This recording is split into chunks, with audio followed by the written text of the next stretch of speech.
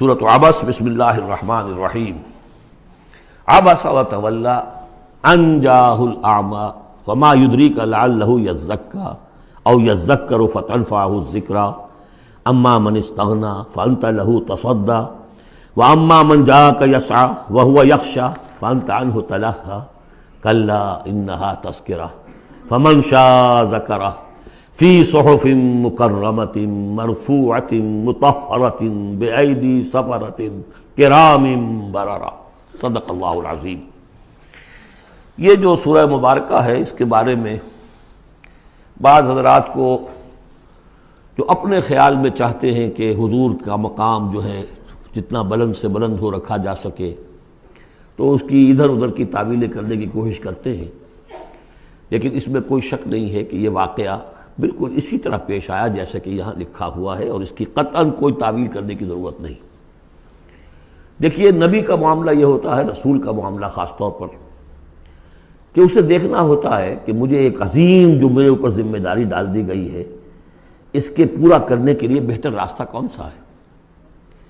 اب ظاہر بات ایک معاشرہ ہے، اس معاشرے کے اندر طبقات ہیں، ڈی فیکٹو ہیں، آپ کے لیے تو وہ گیون ہیں، آپ نے خود تو پیدا نہیں کیے ہیں، موجود ہیں۔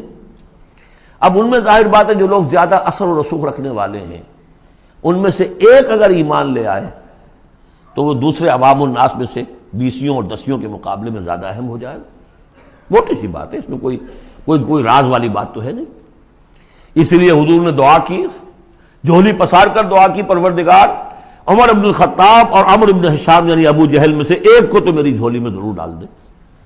یہ ویسے لوگ ہیں، اپنے معاشرے میں اثر و رسوخ رکھنے والے ہیں، حیثیت ہے، تکڑے ہیں، تو اگر ان میں سے کوئی ایمان لے آئے تو تقویت حاصل ہوگی۔ تو نتیجہ یہ نکلتا تھا کہ حضور ایسے لوگوں کی طرف زیادہ راغب رہتے تھے، توجہ فرماتے تھے۔ پھر خاص طور پر جو لوگ اپنے ساتھی ایمان لے آئے ہیں، اب یہ کہ ظاہر بات ہے وہ تو اپنے ہی ہیں۔ آدمی بسا اوقات کوئی زیادتی کر بیٹھتا ہے اپنوں کے اوپر، اور اس کی اپنائیت ہی در حقیقت کہ یہ تو اپنا ہے، اس کو کوئی بات نہیں، سہ جائے گا، برداشت کر لے گا، اور یہ سمجھ لے گا کہ اس میں کوئی مصلحت ہوگی۔ تو اگر اس طرح کا رویہ ہو تو یہ بالکل منطقی ہے، سمجھ میں آنے والی بات ہے کہ ایک روز حضور کے پاس کچھ قریش کے سردار بیٹھے ہوئے تھے، گفتگو کر رہے تھے۔ عبداللہ ابن ام مکتوم رضی اللہ تعالی عنہ ایک نابینا صحابی ہیں، وہ آ گئے۔ اب یہ کہ بہرحال نابینا تھے، لیکن یہ کہ بہرے تو نہیں تھے، اندازہ تو انہیں بھی ہو گیا ہوگا کہ اس وقت گفتگو ہو رہی ہے، کن لوگوں سے ہو رہی ہے۔ اور جو نابینا ہوتے ہیں اللہ تعالیٰ ان کی کوئی اور ایک رنگ تیز کر دیتا ہے، کمپنسیٹ تو کرتا ہے نا ان کو۔ تو انہیں یہ چاہیے تھا کہ اس وقت وہ خاموش رہتے۔ انہوں نے یہ کیا، بار بار حضور کو اپنی طرف متوجہ کر رہے، حضور ان سے گفتگو کر رہے ہیں اس وقت۔ اس پر کچھ ناگواری کے آثار پیدا ہوئے، حضور کی تیوری پر بل پڑ گئے، اور حضور ان کی طرف متوجہ نہیں ہوئے۔ وہ بددل ہو کر وہاں سے اٹھ کر چلے گئے۔ اس پر پھر یہ کہہ لیجئے حضور کا لفظ عتاب، یہ عتاب نازل ہوا مجھ پر، اس لیے کہ اس کے بعد پھر جب کبھی بھی آتے تھے عبداللہ ابن ام مکتوم تو حضور فرمایا کرتے مرحبا بالذی عاتبنی اللہ فیہ، مرحبا اس شخص کے لیے جس کے بارے میں اللہ نے مجھ پر عتاب فرمایا ہے۔ اب اس میں یہ تعویل کرنا کہ یہ حضور کے مقام تو یہ ہو ہی نہیں سکتا، انہونی بات ہے، ادھر سے ادھر سے، قطعاً کوئی ضرورت نہیں۔ یہ رسول بھی بشر ہوتا ہے، بشر ہونے کے علاوہ میں نے آپ کو بتایا ہے یہ دعوت کا تقاضا ہے۔ اب جو یہ ہمارے اس وقت کے جو ساتھی تھے، غریب جو حضور کے ساتھی تھے، اور جو جن کو پیٹا جا رہا تھا، مارا جا رہا تھا، جو مزدور تھے، جو وہاں کے غلام تھے، ظاہر بات ہے کوئی صاحب حیثیت کوئی شخص ایمان لے آتا تو ان کی تکالیف میں کمی ہوتی، انہیں ایک طرح کی سپورٹ ملتی۔ اس لیے جہاں تک نیت کا معاملہ وہ بالکل ٹھیک تھا۔ البتہ یہ کہ کسی وقت ایسا ہوتا ہے کہ نیک نیتی کے ساتھ بے نیکی کا جذبہ بھی ایک حد اعتدال سے تجاوز کر جاتا ہے، اور یہ قاعدہ ہے کہ حسنات الابرار سیئات المقربین، یہ درجات کی بات ہے۔ یہ بات عام آدمی کرتا کوئی بات نہیں تھی، یہ بات محمد سے سرزد ہوئی صلی اللہ علیہ وسلم۔ تو اللہ تعالیٰ اپنے بڑے بندوں کی جو ہے چھوٹی خطاؤں کے اوپر بھی ایسا انداز اختیار کرتے ہیں کہ جیسے ان سے بہت بڑی خطا ہو گئی ہے۔ تو یہ ہے سارے مسائل سامنے ہو تو پھر کوئی ضرورت کسی تعویل کی نہیں۔ عبس وتولی، اب بار بار جو انہوں نے متوجہ کیا ہوگا تو حضور کا کہ چہرے پر کچھ تھوڑی سی ناگواری سے شکنیں پڑ گئیں، اور آپ نے ان کی طرف خطاب نہیں کیا، پھر موڑ میری طرف دیکھیے، وہ دیکھ کر پھر یہ ماتھے پر شکنیں لے کر آپ نے پھر منہ موڑ لیا۔ ان جاءہ الاعمی، اس بات پر کہ اس کے پاس ایک نابینا آیا، وما یدریک لعلہ یزکیٰ، اے نبی آپ کو کیا معلوم کہ اسے وہ تزکیہ حاصل کرتا، وہ بلند مقامات آپ کی گفتگو سے استفادہ کر کے اپنے درجات بلند کرتا، اور یذکر فتنفعہ الذکریٰ، یا یہ کہ وہ نصیحت اخذ کرتا، اسے وہ نصیحت مفید ہوتی۔ اما من استغنا، آپ کا معاملہ یہ ہے کہ جو مستغنی ہے، سننے کو تیار نہیں ہے، فانت لہ تصدیٰ، تو آپ ان کے فکر میں رہتے ہیں، آپ ان کے پیچھے اپنے آپ کو ہلکان کرتے ہیں۔ یہ لوگ جو ہیں یہ تو آپ کی بات سننے کو تیار نہیں ہے۔ وما علیک اللہ یزکیٰ، اور اگر وہ پاکی اختیار نہیں کرتے تو آپ کے اوپر کوئی الزام نہیں، آپ سے پوچھ گچھ نہیں ہوگی۔ واما من جاءک یسعیٰ، اور وہ کہ جو آیا ہے آپ کے پاس دوڑ کر، چل کر آیا ہے، بھاگ کر آیا ہے، وہو یخشیٰ، اس کے دل میں خشیت بھی ہے، فانت عنہ تلہیٰ، تو آپ اس سے کچھ استغنا اور تغافل برت رہے ہیں۔ کلا، ایسا نہ کیجیے، انہا تذکرہ، یہ قرآن تو ایک یاد دہانی ہے، فمن شاء ذکرہ، جو چاہے اس سے نصیحت اخذ کر لے۔ ابو جہل نہیں کرتا، دفع ہو، ابو لہب نہیں کرتا، دفع ہو۔ جو کرنا چاہتے ہیں آپ کی توجہ ادھر ہونی چاہیے، جیسے سورہ کہف کے اندر آیا وَاصْبِرْ نَفْسَكَ مَعَ الَّذِينَ يَدْعُونَ رَبَّهُمْ بِالْغَدَاةِ وَالْعَشِيِّ يُرِيدُونَ وَجْهَهُ وَلَا تَعْدُ عَيْنَاكَ عَنْهُمْ تُرِيدُ زِينَةَ الْحَيَاةِ الدُّنْيَا وَلَا تُطِعْ مَنْ أَغْفَلْنَا قَلْبَهُ عَنْ ذِكْرِنَا وَاتَّبَعَ هَوَاهُ فَكَانَ أَمْرُهُ فُرُطًا۔ تو یہ مختلف مواقع پر یہ بات آئی ہے، لیکن ظاہر بات ہے کہ حضور معاذ اللہ ثم معاذ اللہ ثم معاذ اللہ کسی ذاتی غرض کی وجہ سے تو نہیں، اور یہ ہمیشہ ہوگا دعوتوں میں، تحریکوں میں۔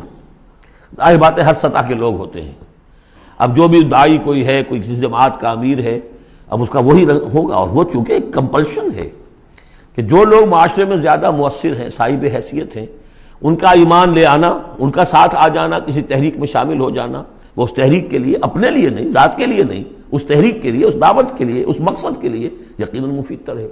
اس حوالے سے معاملہ رہے گا، اور اس میں یقیناً پھر ایسا ہوتا ہے کہ دوسرے طبقات کے لوگ جو ہیں وہ پھر اسے محسوس کرتے ہیں، مغایرت سی ہو جاتی ہے۔ تو یہ در حقیقت دنیا میں بھی یوں سمجھیے کہ ہر اعتبار سے یہ پل صراط جسے ہم کہتے ہیں کہ اس کو بال سے زیادہ باریک اور تلوار کی دھار سے زیادہ تیز ہوگی، وہ دنیا میں بھی ہے۔ دو انتہاؤں کا معاملہ ہر وقت رہتا ہے۔ کوئی شخص جو ہے وہ اپنی خودداری، عزت نفس کی وجہ سے ایک رویہ اختیار کرتا، دوسرا سمجھتا متکبر ہے یہ۔ ایک شخص ہے جو کسی کے ساتھ ملائمت سے پیش آتا ہے، دوسرا سمجھتا ہے میری خوشامد کر رہا ہے، چاپلوسی کر رہا ہے۔ تو ان دونوں چیزوں کے اندر تکبر اور خودداری، بس یوں سمجھیے کہ قدم میں فاصلہ دارن، بلکہ قدم بھی بڑی شے ہے، وہ باریک بال ہی ہے درمیان میں کہ خودداری کسے کہتے ہیں، تکبر کسے کہتے ہیں۔ تو اس میں یہ ہے کہ ہر معاملے کے اندر کوشش ہونی چاہیے درمیانی راستے کی، جتنی بھی انسان کر سکے۔ یہاں جس شان کے ساتھ قرآن کا ذکر ہوا ہے کہ اس قرآن مجید کو بھی آپ اپنا جس طریقے سے اپنی فرض رسالت کی ادائیگی کے لیے جس طرح آپ اپنے آپ کو ہلکان کر رہے ہیں، اس میں ایک پہلو اور بھی ہے، اس قرآن کی بھی توہین ہو رہی ہے۔ اس قرآن کو بھی لیے آپ پھر رہے ہیں، ان کو دے رہے ہیں، پڑھو اور سنو اور سمجھو، پھر میں سناتا ہوں، پھر سناتا ہوں۔ کلا انہا تذکرہ فمن شاء ذکرہ، نہیں، یہ تو ایک نصیحت ہے، جو چاہے اخذ کرے، جو نہیں کرنا چاہتا دفع ہو۔ فی صحف مکرمۃ، اور یہ قرآن اصل میں تو ہے بڑے باعزت صحیفوں میں، بلکہ یہ چوتھا مقام آ گیا، اگرچہ یہاں پہ لفظ نہیں آیا ہے وہ، جیسے کہ ہم پڑھ چکے ہیں حوامیم کے سلسلے میں۔ یہ قرآن کہاں ہے؟ وَإِنَّهُ فِي أُمِّ الْكِتَابِ لَدَيْنَا لَعَلِيٌّ حَكِيمٌ، یہ تو ام الکتاب کے اندر ہے جو ہمارے پاس ہے اور بڑی بلند مقام پر ہے۔ اور سورہ واقعہ میں ہم پڑھ چکے ہیں یہ قرآن کہاں ہے؟ فی کتاب مکنون لا یمسہ الا المطہرون، یہ تو چھپی ہوئی کتاب میں ہے، مخفی کتاب میں ہے، اسے چھو ہی نہیں سکتے مگر صرف وہی جو نہایت پاک باز ہیں۔ کون ہے نہایت پاک باز؟ فرشتے ہیں، ان کے ساتھ نفس ہمارا ہے ہی نہیں، ان کے ساتھ وہ عالم خلق کا کوئی تقاضا ہے ہی نہیں، وہی ہے کہ جو اس کے وہاں پر جو ہے ان کے سامنے وہی لکھنے والے، آ جائے گا لکھنے والے، آگے چل کر آئے گا۔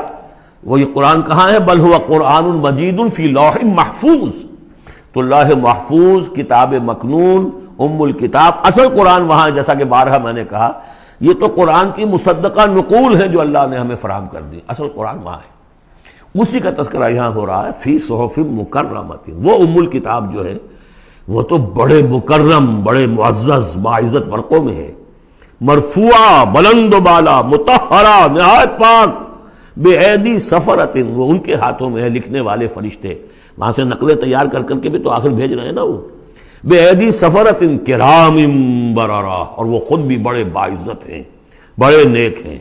تو یہ ہے قرآن مجید کا مقام۔ تو آپ اس قرآن مجید کے ساتھ بھی اس کے مقام کو سمجھتے ہوئے معاملہ کیجئے، جو اس کی توہین کرتا ہے اسے دفع کیجئے، اس کو منہ نہ لگائیے، اور آپ تو اپنے آپ کو جو بھی آپ کے پاس چل کر آئے اور جو واقعتاً طالب ہو ہدایت کے اور نیکی کے اور تقویٰ کے، ان پر توجہ دیجئے۔ قتل الانسان ما اکفرہ، ہلاک ہو جائے یہ انسان کس قدر یہ ناشکرا ہے۔ من ای شیء خلقہ، کبھی سوچے یہ اللہ نے اسے کس چیز سے پیدا کیا ہے۔ من نطفہ، ایک بوند سے، خلقہ، اسے بنایا، فقدرہ، اس کا ایک اندازہ مقرر کر دیا۔ دیکھیے ہر انسان کا ایک اندازہ ہے، شاکلہ۔ آج ہم سمجھتے ہیں جینز ہیں، ہر شخص کو جو جینز ملے ہیں اسی کے حساب سے اس کا شاکلہ وجود میں آئے گا، یا تو اس کو جو جینز مل رہے ہیں ماں سے اور باپ سے، اور یا پھر یہ ہے کہ جس ماحول میں اللہ نے اس کو پیدا کیا اس سے اس کا ایک شاکلہ وجود میں آتا ہے۔ تو فرمایا کہ اس کا پھر ایک اندازہ بھی ہم نے مقرر کر دیا۔ ثم السبیل یسرہ، پھر ہم نے آسان کر دیا اس پر راستہ۔ اس میں یہ بھی ہے، معنی لیے گئے ہیں کہ ماں کے پیٹ سے اب کس قدر یہ مرحلہ سخت ہے، اس کا وہ راستہ جو اس کا نکلنے کا ہے کس قدر سخت ہے، کس قدر انسان کے لیے واقعتاً ایک عجوبہ ہے، تو اس کو وہ راستہ اس کے لیے آسان کر دیا۔ لیکن یہ کہ پوری زندگی کا راستہ بھی ہے۔ ثم اماتہ فاقبرہ، پھر اس پر موت وارد کی اور پھر اسے قبر میں داخل کر دیا۔ ثم اذا شاء انشرہ، پھر جب چاہے گا اسے اٹھا لے گا۔ اب اس میں جو اثر ہے ردم کو دیکھیے، جب یہ کیا پھر یہ کیا پھر یہ کیا پھر یہ کیا پھر، تو کیا یہی مشکل ہے کہ دوبارہ اٹھا نہیں سکتا؟ قتل الانسان ما اکفرہ من ای شیء خلقہ، من نطفہ خلقہ فقدرہ ثم السبیل یسرہ ثم اماتہ فاقبرہ ثم اذا شاء انشرہ کلا لما یقض ما امرہ۔ کوئی نہیں، لیکن اس نے تاحال وہ بات پوری نہیں کی جس کا کہ اسے حکم دیا گیا تھا۔ فَلْيَنظُرِ الْإِنسَانُ إِلَىٰ طَعَامِهِ، تو ابھی اگر کوئی شک ہے تو ذرا انسان غور کرے، اسے کس طرح پیدا کیا تھا، اب اس کے لیے غذا کہاں سے اللہ دے رہا ہے، اس کا پیدا کرنے والا۔ فَلْيَنظُرِ الْإِنسَانُ إِلَىٰ طَعَامِهِ، وہ ذرا اپنے کھانے کو دیکھو، غذا کو دیکھے۔ أَنَّا صَبَبْنَا الْمَاءَ صَبًّا، ہم نے آسمان سے بارش برسایا جیسے کہ برسایا جاتا ہے، پانی برسایا۔ ثُمَّ شَقَقْنَا الْأَرْضَ شَقًّا، پھر ہم نے زمین کو پھاڑا جیسے کہ وہ پھٹتی ہے، اس میں سے وہ پھر کونپلیں نکلی ہیں۔ فَأَنبَتْنَا فِيهَا حَبًّا، ہم نے اگا دیے اس میں اناج، وَعِنَبًا وَقَضْبًا، اور اس میں انگور بھی اور مختلف ترکاریاں بھی، ککڑیاں وغیرہ، وَزَيْتُونًا، اور زیتون، وَنَخْلًا، اور کھجوریں، وَحَدَائِقَ غُلْبًا، اور بڑے گھنے اور گنجان باغ، وَفَاكِهَةً، اور میوے، وَأَبًّا، اور چارہ تمہارے جانوروں کے لیے، مَتَاعًا لَكُمْ وَلِأَنْعَامِكُمْ، یہ تمہاری ضروریات کی بہم رسانی ہے، تمہارے لیے بھی اور تمہارے چوپایوں کے لیے بھی۔ کس قدر یہ مضامین جو ہیں مل رہے ہیں سورہ نازعات کے اور عبس کے۔ فَإِذَا جَاءَتِ الصَّاخَّةُ، وہاں کیا تھا؟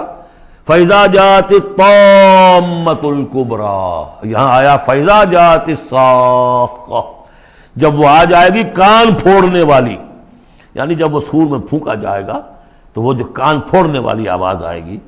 یوم یفر المرء من اخیہ، اس دن بھاگے گا انسان اپنے بھائی سے، وَأُمِّهِ، اور اپنی ماں سے، وَأَبِيهِ، اور اپنے باپ سے، وَصَاحِبَتِهِ، اپنی بیوی سے، وَبَنِيهِ، اپنے بیٹوں سے، لِكُلِّ امْرِئٍ مِّنْهُمْ يَوْمَئِذٍ شَأْنٌ يُغْنِيهِ، ہر جان کے لیے، ہر انسان کے لیے اس دن ایک ایسی جان پر بنی ہوگی جو ہر ایک سے اسے بالکل بے خبر کر دے گی، وہ اسی میں نفسی اسی میں الجھا ہوا ہوگا۔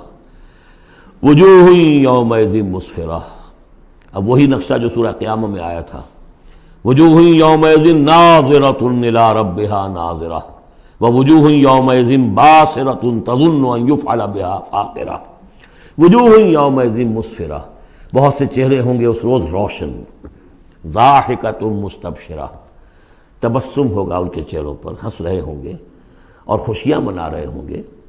ووجوہ یومئذ علیہا غبرہ، اور کچھ چہرے ہوں گے ان کے اوپر دھول پڑی ہوگی، غبار آلود، ترہقھا قطرہ، ان پر سیاہی چھائی ہوئی ہوگی۔ اولئک ھم الکفرۃ الفجرہ، یہی ہے وہ کہ جو منکر ہے اور فاجر ہیں، اپنے نفس کے تقاضوں کو پورا کرنے کے لیے وہ تمام حدود سے اور قیود سے آزاد ہو جاتے ہیں۔